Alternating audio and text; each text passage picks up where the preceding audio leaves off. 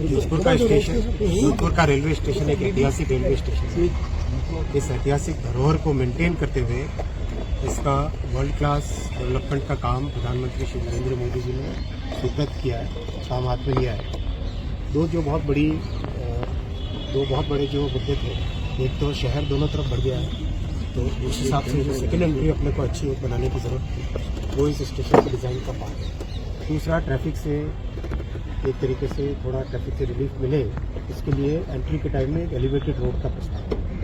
बहुत सारी पार्किंग की स्पेस बन रही है और एक बहुत अच्छा जो कॉन्कोर्स बनेगा, रूफ प्लाजा बनेगा, जिस पे अपने पैसेंजर्स आराम से बैठ सकते हैं, भोजन कर सके। जोधपुर में तो भोजन का खास एक विशेष महत्व है, तो भोजन कर सके। और यहाँ के जो लोकल अपने प्रोडक्ट्स हैं, चाहे यहाँ का गुलाब जामुन हो, चाहे माखन बर्फ हो, चाहे लस्सी हो, वो सब चीज़ें यहाँ पे सेवन कर सके।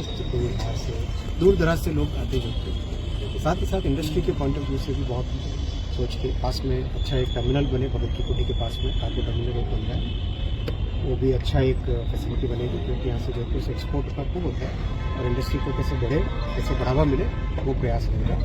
इसके अलावा राजस्थान में साथियों आप जानते हो, प्रधानमंत्री श्री नरेंद्र मोदी जी ने आने के बाद में राजस्थान के रेलवे बजट में बहुत अधिक मात्रा में बढ़ोतरी की है। आज करीब 10,000 करोड़ का राजस्थान को बजट रेलवे का मिलता है।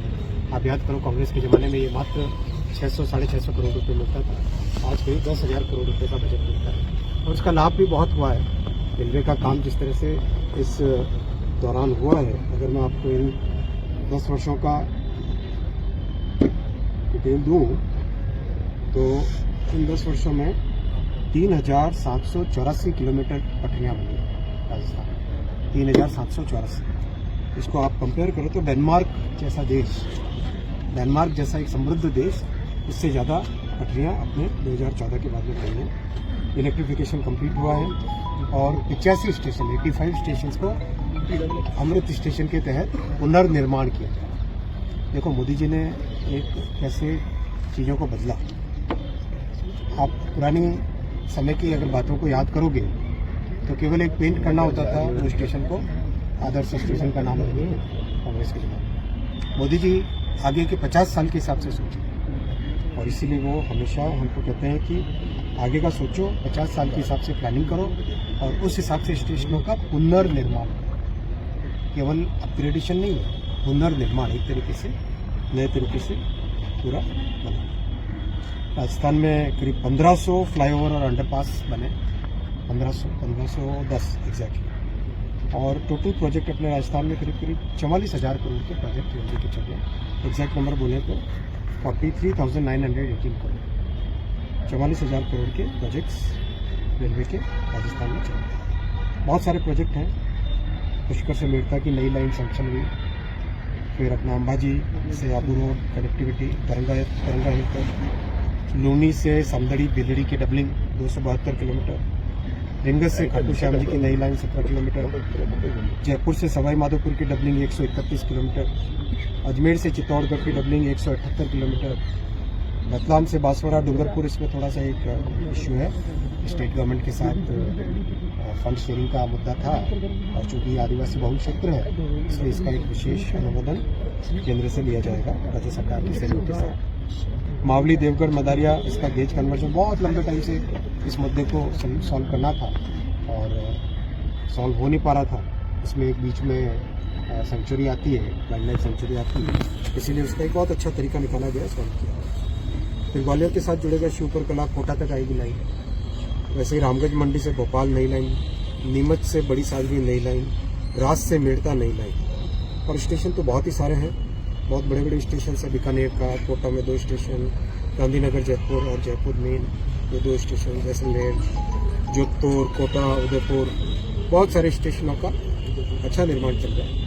अपने यहाँ वंदे भारत अहमदाबाद के लिए चली, उदयपुर से जोधपुर जयपुर की वंदे भारत भी चली और गाड़ियों में भी और भी बढ़ोतरी हुई। अपने प्रवासी राजस्थानी जो महाराष्ट्र में है, तमिलनाडु में है, जो पश्चिमी राजस्थान से विशेषकर जो गए हैं, उन सब के लिए भी विशेष गाड़ी की व्यवस्था की गई है और समर रश के लिए भी विशेष व्यवस्था की गई है। मुंबई के लिए भी गाड़ियों की फ्रीक्वेंसी में इम्प्रूवमेंट हुआ है और प्रयास करते जाएंगे। ये शुरुआत है मोदी जी के 10 साल, एक तरीके से फाउंडेशन ले करने का काम है और विकसित भारत को मिलकर बनाना आपको सर जोधपुर को वंदे भारत और अमृत ये ट्रेनें चल रही हैं, स्टेशनों का डेवलपमेंट हो रहा है, तो जो रेलवे का ये ढांचागत विकास हो रहा है, इससे आने वाले समय में रेलवे किस रूप में दिखाई देगा?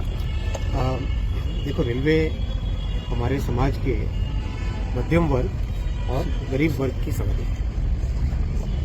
बहुत ही फोकस के साथ रेलवे में गरीब से गरीब व्यक्ति को एक अच्छी अफोर्डेबल मिडिल क्लास के एक नौजवान को एक अफोर्डेबल सर्विस मिल सके, सेफ सर्विस मिल सके, उस भावना के साथ हम लोग काम कर रहे हैं। आपने देखा होगा कि जब कोरोना के बाद में थोड़ा लोगों की यात्रा में परिवर्तन हुआ और उसके बाद में फिर वापस सामान्य होना शुरू हुआ, तो ज़्यादा यात्रियों को ले जाने के लिए करीब 12,000 जनरल कोच अपन ने एक्स्ट्रा बनाया, जिससे कि हर गाड़ी में कम से कम 4, कम से कम जहाँ जरूरत पड़े वहाँ पे 6 जनरल कोच भी हो सके।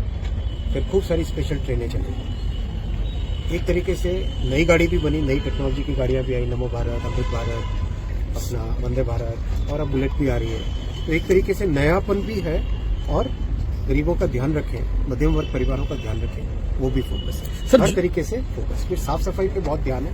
आपने देखा होगा स्टेशनों की सफाई हो, ट्रेन की सफाई हो, हर तरीके से। अभी ट्रेन की सफाई में तो और भी एक अद्भुत, बहुत ही बड़ा एक निर्णय लिया जा रहा है। क्लीन ट्रेन स्टेशन होते हैं जहाँ पर एक मेजर क्लीनिंग होती है ट्रेन की,